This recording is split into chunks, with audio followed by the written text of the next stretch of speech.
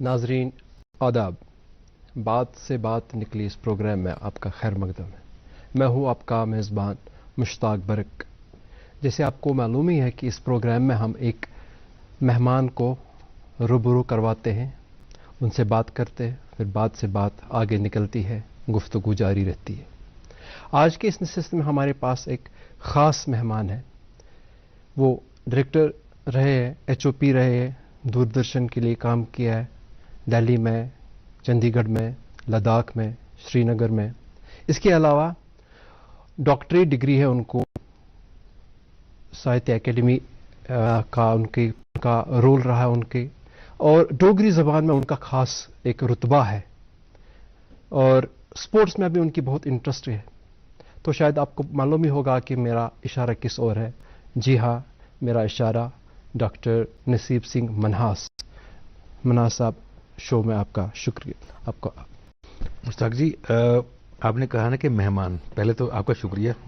आपने मेहमान, मेरे को बड़ा अजीब लग रहा है कि मैं मेहमान हूँ।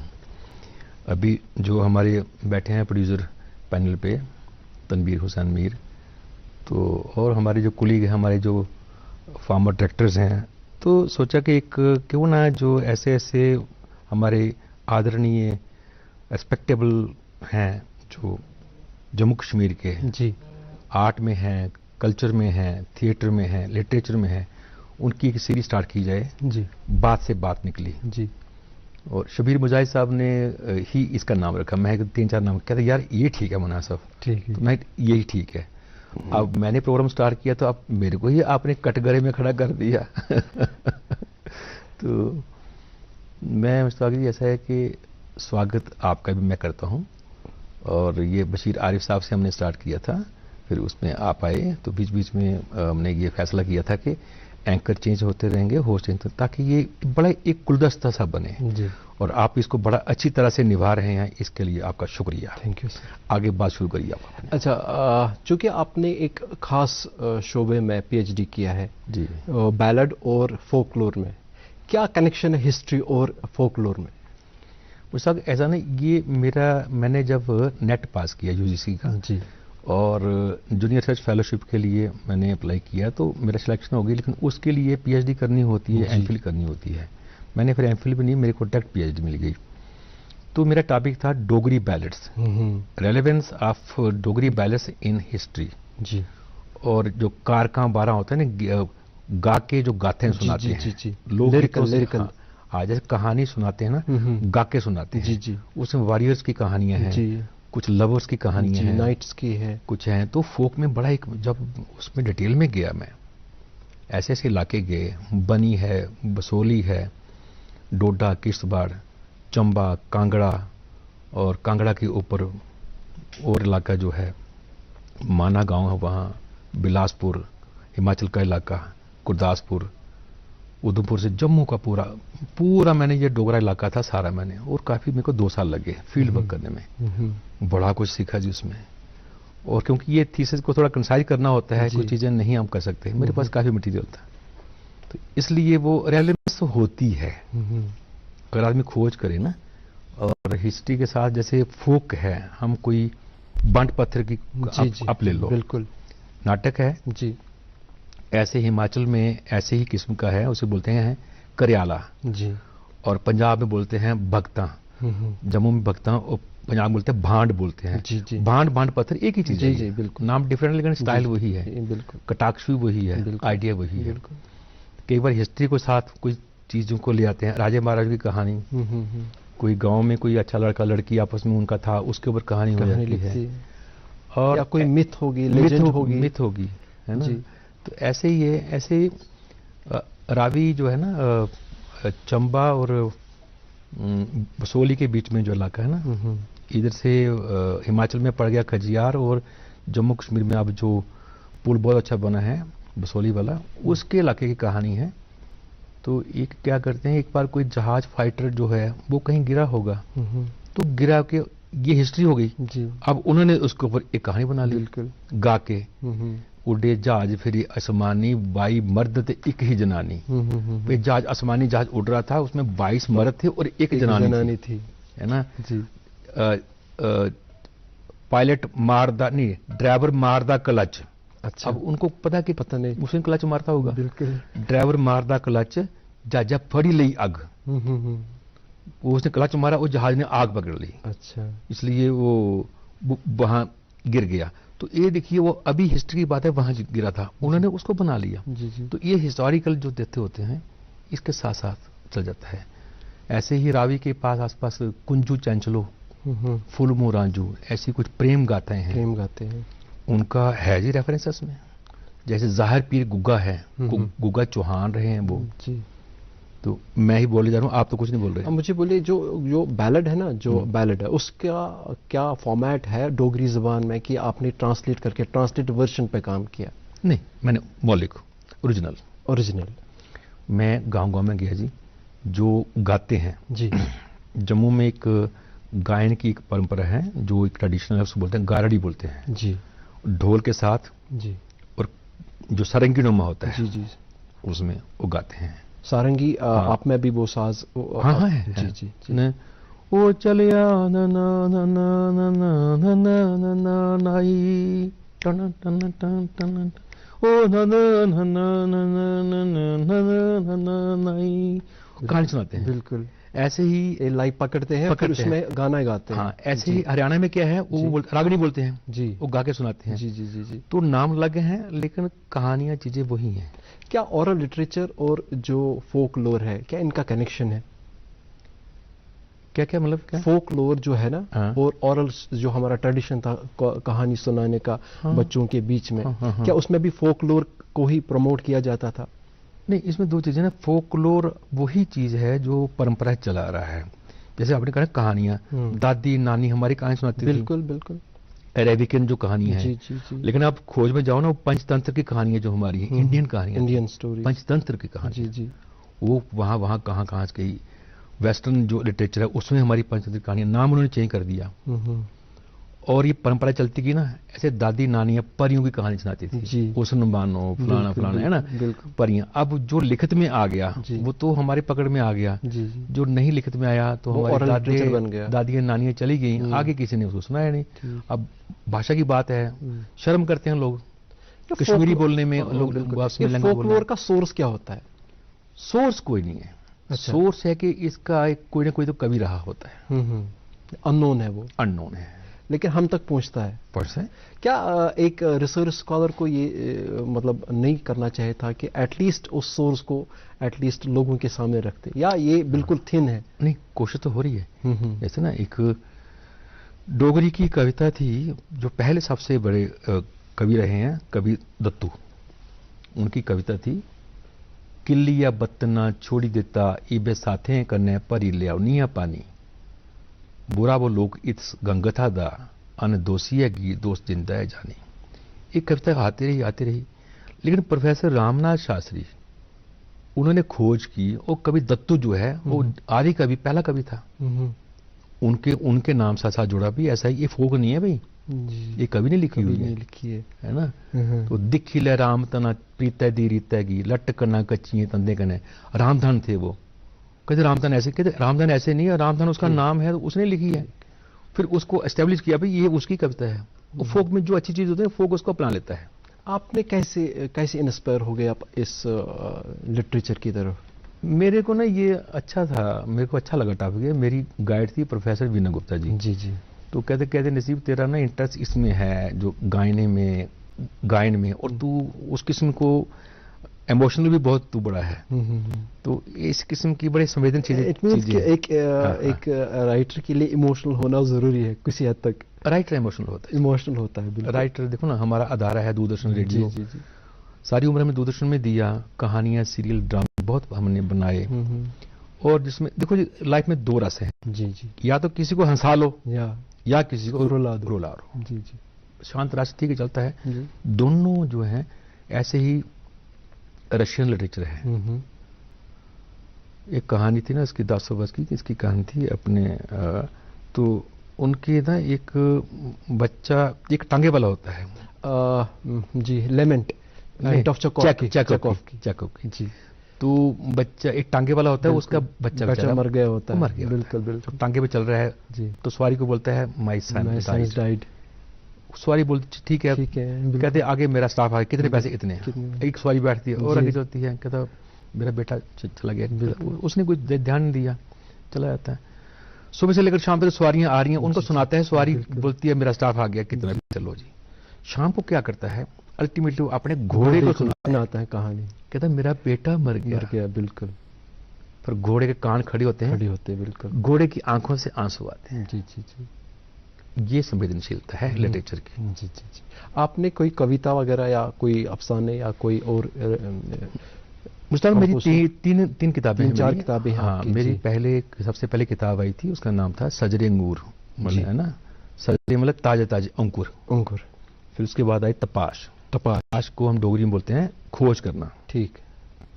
तीसरी मेरी थी सुर चना दे, चनाब के सुर, चनाब के आसपास के, तो उसके ऊपर लिखी। अभी हाल ही में मेरी किताब आई है, उसका नाम है दर्द पटारी, बंच ऑफ पेन। दर्द पटारी में मेरे गीत हैं। बेसिकली मूलतः मैं लिरिसिस्ट हूँ, गीतकार हूँ। मेरे लिखे हुए गीत कविता कृष्णमूर्ति, अपना ने, काफ़ी लोगों ने गा चुके हैं। बॉम्बे में भी सारा चित्रहार दूरदर्शन का डोगरी का पहला जब बना था, उसमें मेरे गीत थे। अच्छा। मोहन सिंह के गीत थे, शिवदत्त ने उसको प्रोड्यूस किया था। एक चमनपंथी थे, उनके गीत थे। तो ये मेरे को भी उसमें मौका मिला, तो मैं फिर कहानियाँ मेरी अच्छी हैं, कहानियाँ अनुवाद हुई हैं, मेरी कहानीकार हूँ। फिर नौकरी के सिलसिले में आजकल को जो राइटर है, why he tries to write for awards, ये क्या मसला क्या हो गया है? हाँ, आपने बड़ी अच्छी बात कही है मुश्ताक जी। ऐसा ना, 2 किस्म के लेखक होते हैं। एक होते हैं जन्मजात लेखक जी, शौक से लिखते हैं या अंदर से आता है। फिर उसके बाद दूसरे जो लिखते हैं वो तो बनाए लेखक होते हैं। एक होते हैं जो लेखक बनते हैं खुद बाय बर्थ, नहीं, एक तो है बाय बर्थ हो गया। एक होते हैं जो लेखक बनते हैं, अपने आप को बनाते हैं, घड़ते हैं, बिल्कुल जबरदस्ती, यार इसको अवार्ड मिल गया। तो वो क्या करते हैं, उनकी यात्रा ज्यादा देर नहीं चलती, अवार्ड के लिए लिखते हैं लगातार, 2 किताबें, 3, 4, 5 निकाल दी। जब उनको बोला भाई मेरा तो अवार्ड आ नहीं रहा, या उनको अवार्ड मिल गया, उसके बाद लिखना बंद हो गया। बस मेरा एक लक्ष्य था, टारगेट था, वो फिक्स हो गया। या फिर उनको बोला मेरे को अवार्ड नहीं मिलने वाला है, बिल्कुल नहीं है, तो यार कोई फायदा नहीं है, तभी उन्हें बंद कर छोड़ दिया। लेकिन जो राइटर है वो लिखता रहता है, असली राइटर है जी जी। वो अवामी कवि है, अवामी राइटर है जी।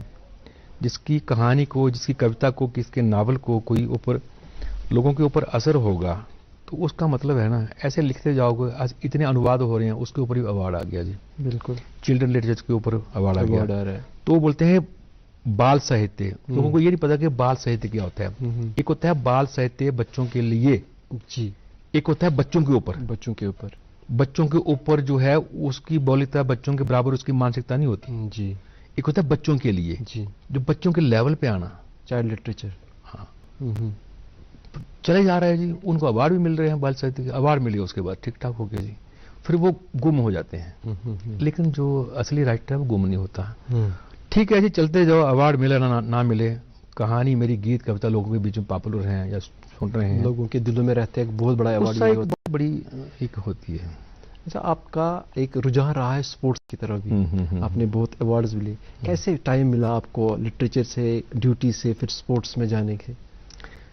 देखो स्पोर्ट्स में मेरी रुचि तो थी बहुत अच्छी, लेकिन कि स्पोर्ट्स में उस तरह से नहीं, फिर मैंने स्पोर्ट्स को कवर करने के लिए रुचि थी। अच्छा। जब मैं दूरदर्शन में आया जी, तो हमारे, आप पता नहीं, अब टीटी का जैसे आप लगा लो, मैं एग्जांपल दे रहा हूँ, इतना टेबल है जी, उसमें 6 कैमरे लगे हैं, एक सर्विस दे रहा है, उसको अपने लेना है, सर्विस देके उसने उसको अपना वो पॉइंट दिया, उसका जो हार रहा है शिट, जो जीत रहा है जो जीत रहा है उसकी कंट्री को दिखाना अपने झंडे, जो हार रहा है उसकी कंट्री को बड़ी मासूमियत दिखाने की, उनके मायूस हो गए। बिल्कुल। फिर उसके बीच में आपने ब्रेक लेनी, कमर्शियल ब्रेक जी, वो भी देनी है। उसके बीच में आपने कमर्शियल ब्रेक के बीच में आपने स्लो मोशन में चलाना भी, कैसे कैसे गया जी। उसके बाद अगला जो प्लेयर है वो सर्विस के लिए तैयार होता है। ये सारा जो है ये 1.5 मिनट में नहीं होता, 1 मिनट में फाइटर पायलट की तरह फटाफट एक्शन लिया, चले गया। तो उसमें मेरी महारत है, इसलिए हमारा दूरदर्शन जो हमारी हायर अथॉरिटी है, हमारे डीजी साहब, हमारे सीईओ साहब, जो भी हमारे सीनियर रहे हैं अब्रॉड में, फॉरेन कंट्री में, मेरे को उन्होंने खुद वहाँ मौका दिया और मैंने लीड करने वाला जो ग्रुप था उसका मैं एक्टिव मेंबर था। तो पूरे इंडिया में जो इंटरनेशनल स्पोर्ट्स होते हैं लाइव कवरी करना, ये थोड़ा एक इज्जत मान देता है, ऊपर वाला देता है जी, जी काम जी, करके आता है। बिल्कुल, कोई आदमी संपन्न नहीं होता, करने से होता है। करते अभ्यास पे जड़ मत हो सुजान। करते जाओ प्रैक्टिस प्रैक्टिस। किसी ने कहा था ना कि पहली चीज क्या है कामयाबी की? Practice. Practice makes the man है ना? परफेक्ट। दूसरी चीज क्या है जी? प्रैक्टिस। एक और चीज बताता हूँ आपको, सबसे जो इंपॉर्टेंट है वो है प्रैक्टिस। प्रैक्टिस, तीन चीजें। अच्छा, आपने चंडीगढ़ में भी काम किया, जम्मू में भी, लद्दाख में भी, श्रीनगर में भी, दिल्ली में भी। सबसे इंटरेस्टिंग जो एपॉक था, टाइम था, वो कहाँ बिताया आपने? देखो मतलब इंटरेस्टिंग तो हर जगह रहा, लेकिन मैं होता कि जहाँ भी रहता हूँ मैं उसको आज को अच्छी तरह से जीने की कोशिश करता हूँ। जैसे आपके साथ बैठे हैं ना, गुस्से में, ईगो में, ये है वो है, तो उससे कोई क्या होता है? बिल्कुल। मैं आपके साथ इतना मिक्सअप हो जाऊं कि आपसे कुछ सीखूं, आपकी चीजें कुछ ले लूं, एक चीजें यादगार रहें। चंडीगढ़ भी रहा, पंजाब, हरियाणा, हिमाचल, उत्तराखंड के जितने आर्टिस्ट हैं, राइटर हैं, उनके लिए मैंने अपने पोइट को मार रखा, उनको ही मैंने आगे चलाया, अपने उसको मैं दबाव। हालांकि मैं पता नहीं जस्टिस किया नहीं, लेकिन जो मेरी सर्विस थी मैंने 101% अपनी सर्विस को दिया, जिसके रोजी रोटी खा रहा हूँ। जी जी जी। एंड अगर मैं दूरदर्शन श्रीनगर में डायरेक्टर प्रोग्राम रहा तो ये मेरी ड्यूटी है, मैंने किसी को एहसान नहीं किया। मेरी ड्यूटी थी कि जम्मू कश्मीर के जो राइटर हैं, आर्टिस्ट हैं, उनको इज्जत मान देना। और यहाँ 12 मुशायरे साल में हर महीने मुशायरा कश्मीरी का मैंने इंट्रोड्यूस किया, और उसके लिए मुझे फख्र है।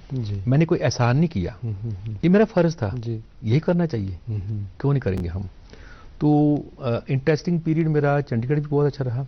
दिल्ली में मैंने पूरे इंडिया को कमांड किया नेशनल में, और 6 DDG का चार्ज था मेरे पास, टफ था और इज्जत मान बहुत था। देखो या तो आराम कर लो या फिर इज्जत कर लो, इज्जत ले लो। ठीक। तो वो हमें ऊपर वाले ने, भगवान ने, अल्लाह ताला ने बहुत मतलब उसका हम कैसा एहसान चुका सकते हैं, उसका इज्जत मान किया है। और जहाँ भी रहता हूँ मैं कोशिश करता हूँ कि आज के लम्हों को जीने की कोशिश करते हैं, मजा आता है। क्या आपके टेन्योर में जो यूथ था, कितना इम्पैक्ट है यूथ को मीडिया में आने की, या लिखने की, या इस प्रैक्टिस को चलाने की, या दूरदर्शन में आने की? क्या रुचि है उनको मीडिया में?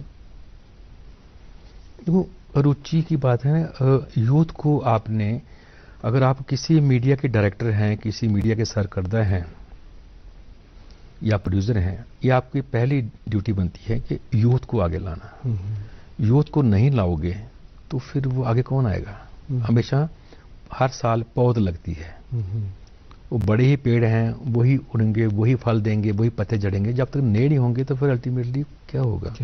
तो हमने नई, अगर अपनी, उससे क्या हो, 2 काम होते हैं। एक तो हमारी परंपरा बनी जाती है, फिर दूसरा आपका इज्जत मान रहता है। जब कहीं बाजार में जाओगे, कहीं गली मोहल्ले में जाओगे, कहीं भी मिलोगे, जम्मू कश्मीर के बाहर भी, इंडिया में कहीं अब्रॉड मिल जाए, यार ये बंदा जिसने मेरे को मौका दिया था, यार ये बंदा मौका दे। अगर कहीं आपने उसको नहीं आने दिया ना, ऐसे नफर गंदा आदमी है, बंदा ठीक नहीं है जी, तो ये चीजें देखो एकदम आपको फल मिल जाता है उसका। बिल्कुल बिल्कुल। और हमेशा किसी की मदद की हुई और किसी को काम बनाने में और किसी का काम बिगाड़ने में, दोनों सूरतों में आदमी याद रहता है कि उसने मेरा काम बनाया था, ठीक, और उसने मेरा काम बिगाड़ा था। तो याद रखना है तो फिर अच्छी तरह से अच्छा काम करो, ये कोशिश होनी चाहिए। बिल्कुल, है ना। फोकलोर अगर हम देखते हैं ना, दुनिया के किसी भी कॉर्नर में जहाँ पे सिविलाइजेशन है वहाँ पे फोकलोर है। क्या एज अ एक्सपर्ट आपने फोकलोर पे बहुत ज़्यादा काम किया है, क्या कोई रेलेवेंस या कोई हार्मनी है 2 कंट्रीज या 2 अलग रीजन्स के बीच में? अगर बात करें, क्या कोई रेलेवेंस है इस फोकलोर को एक कंट्री से या एक एसोसिएशन से कनेक्ट करने के लिए? कोई है हमारे पास? देखो ऐसा एक इसमें आपने कहा ना कि एक कंट्री, एक कहा आपने दूसरा स्टेट का, बड़ी अच्छी बात कही आपने। गुग्गा चौहान एक नाम है, गुग्गा चौहान राजस्थान के राजा थे, फोक में हैं। और हिमाचल में पूरा हमारा पंजाब हरियाणा जो है, इसमें आज भी बरसात के दिनों में ना गुग्गा माड़ी बोलते हैं उसको, वो करते हैं, जातर करते हैं, गुग्गा उसको देवता मानते हैं। लेकिन उसने गौड़ बंगाल में शादी की थी, वो जब हिस्ट्री पढ़ो तो पूरा वहीं आ जाता है। फिर वो बंगाल में उसने उनको बारात की थी, मजाक में बारात को कुछ जादू मंत्र किया जो उसमें आता है, उनको भेड़ बकरियां बना दे बरातियों को कि खाना कैसे खाओगी, ये तो भेड़ बकरियां आ गई हैं। फिर वो गोरखनाथ को उनके गुरुजी उनको याद करते हैं, गुग्गा चौहान के, आ जाओ कहते आ रहा हूँ। कहते अगर आप भी आओगे ना, ये बंगालन की जो मेरी सालियां हैं इनको कुछ आता है, आपको भी भेड़ बकरी बना देंगे। फिर वो कहते हैं मच्छर रूप बनाई करी ते गुरु गोरख जी आए। वो मच्छर रूप बना के वो कान में कहा पे ऐसा बोलो। अच्छा। उन्हें ऐसा बोला तो वो सारी भेड़ बकरियों से सारे बराती इंसान बन गए। वो फिर बोलते हैं आपके साथ कौन आया हुआ है? ये तो कोई हमारा मंत्र तोड़ नहीं सकता था। कहते गुरु जी हैं। फिर उनका कहा आपको प्रणाम है, ये हमारा मजाक था। जी। ये चीजें हैं जी। वो कहाँ, राजस्थान और हिमाचल में। एक और कहानी सुनाऊं आपको। शेक्सपियर का एक नावल है ओथेलो। ओथेलो, उसमें बसोली के इलाके में एक कहानी है। वो गाता है, बैलेड है।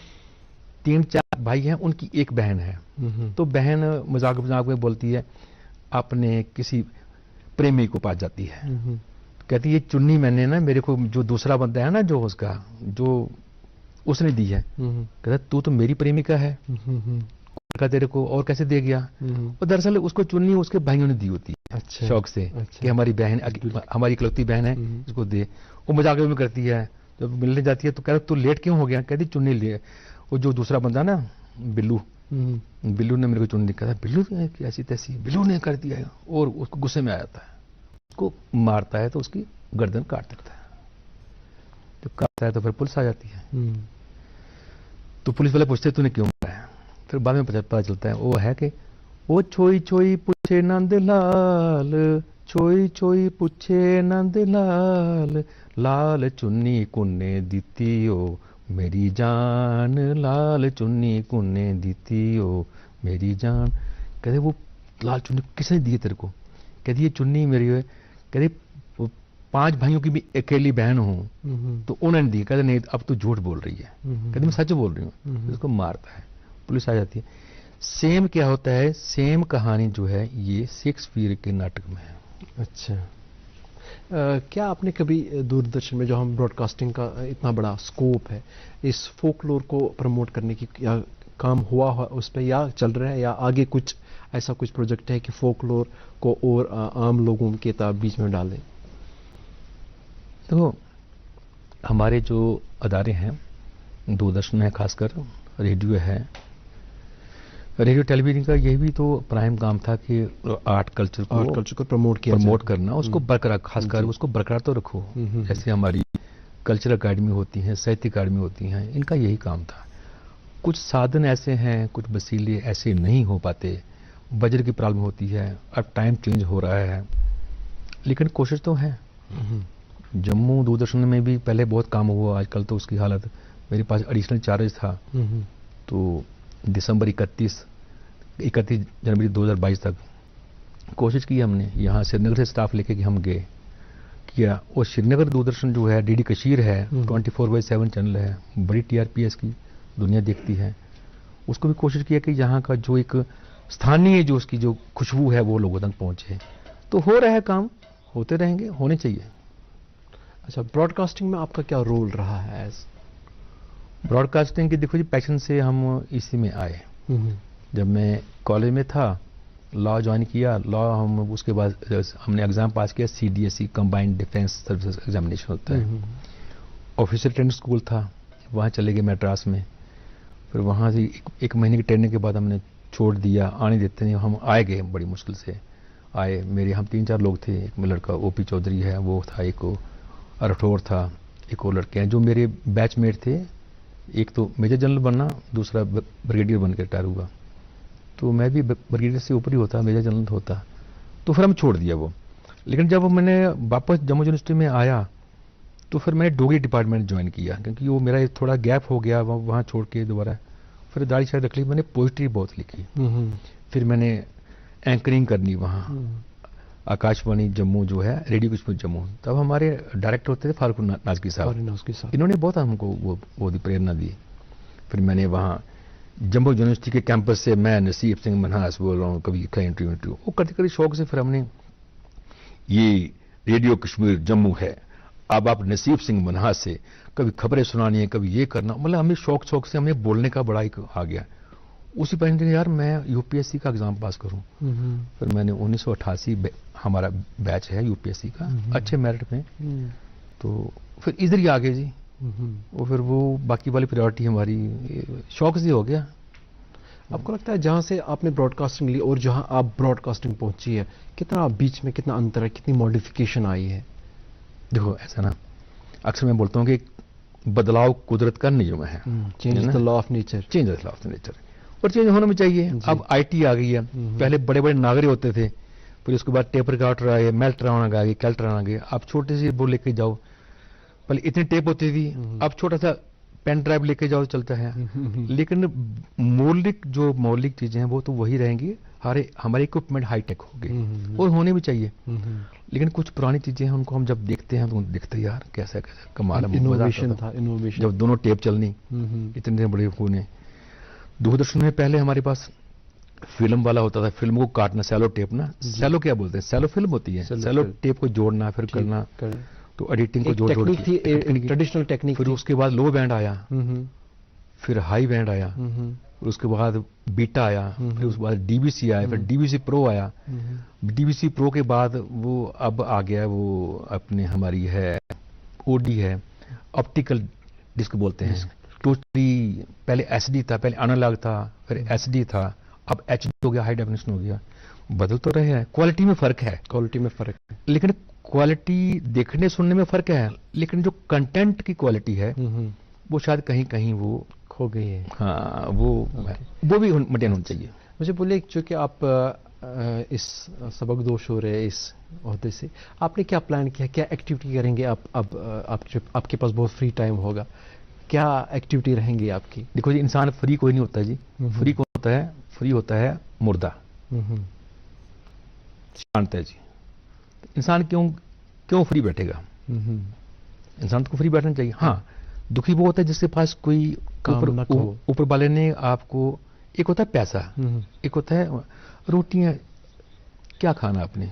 चट 2 रोटी खानी है ना जी जी, ठीक है, चलता है उतना, वो जितने चोंच दी है उसने दाना रखा है ना, तो फिर क्यों आप डरते हो? जिसमें प्रतिभा है, टैलेंट है, कुछ भी नहीं है तो समाज सेवा करो ना जी। जिसमें कोई लालच नहीं। Don't expect anything from others. जब आप उम्मीद रखते हो फिर दुखी होते हो, उम्मीद मत रखो। लेखक हो, राइटर हो, लिखो, लिखना पढ़ना है, अच्छा है, और भी करो। अच्छा, आपका बहुत बहुत शुक्रिया, और मैं आपको विश करता हूँ, I wish you all the luck in the future. और मैं शुक्रिया करता हूँ आपने इस अपना वक्त निकाला, हमारे साथ बात की। तो नाजरीन, ये हमारे साथ जो मेहमान थे आपने सुना, तो इंशाल्लाह हम आपसे फिर मिलेंगे, अगले हफ्ते फिर मुलाकात होगी एक और नए मेहमान के साथ। तब तक आप और हम, अल्लाह हाफिज़।